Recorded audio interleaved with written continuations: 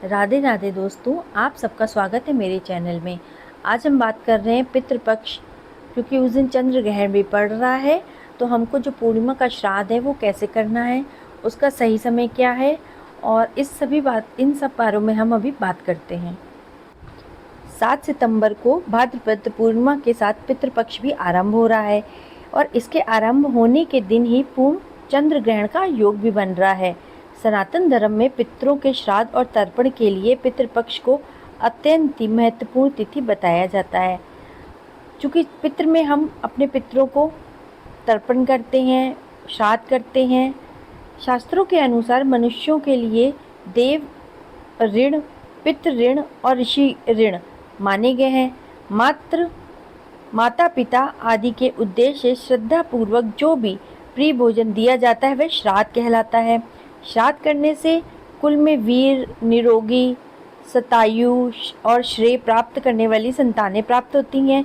इस बार 7 सितंबर को भाद्र पूर्णिमा का या फिर श्राद्ध पूर्णिमा से पितृपक्ष की शुरुआत हो रही है। अश्विन कृष्ण अमावस्या यानी कि 21 सितंबर तक पितरों का तर्पण और श्राद्ध किया जाएगा। मृत्यु की तिथि के अनुसार पक्ष की खास तिथि को तर्पण किया जाता है।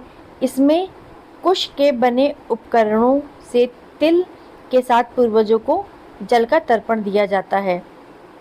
श्राद्ध कर्म 3 पीढ़ियों का ही होता है। इसमें मातृकुल और पितृकुल यानी कि नाना और दादा दोनों शामिल होते हैं। 3 पीढ़ियों से अधिक का श्राद्ध कर्म नहीं होता है। हाँ, ज्ञान अज्ञान के नाम का श्राद्ध कर्म अवश्य करना चाहिए। अब हम बात करते हैं तर्पण के समय की। इस साल पूर्णिमा का श्राद्ध सूतक लगने से पूर्व कर लें। पंचांग के अनुसार सूतक काल 12:19 से शुरू हो जाएगा।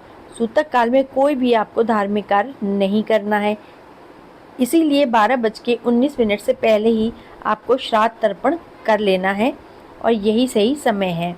अब इस तर्पण को कैसे करें? पितृपक्ष में आप दक्षिण की ओर मुख करके पितरों का ध्यान करके उनका तर्पण करिए।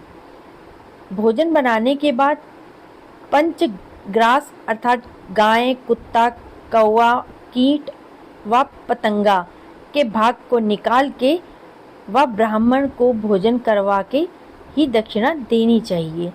पितृपक्ष में तर्पण, ब्रह्मभोज व दान करने से पितृ ऋण से मुक्ति मिलती है। इस प्रकार से आप ये सब क्रिया करेंगे तो आप पितृ दोष से मुक्ति पाएंगे और आपके पितृ प्रसन्न होकर आपको आशीर्वाद दे के जाएंगे। श्राद्ध का जो तिथियां हैं वो इस प्रकार है। 7 सितंबर को रविवार को पूर्णिमा श्राद्ध है। उसके बाद 8 सितंबर को प्रतिपदा श्राद्ध है। फिर 9 सितंबर को द्वितीया श्राद्ध है। 10 सितंबर को तृतीया श्राद्ध है। 11 सितंबर को चतुर्थी श्राद्ध है। 12 सितंबर को पंचमी श्राद्ध है। 13 सितंबर को षष्ठी श्राद्ध है।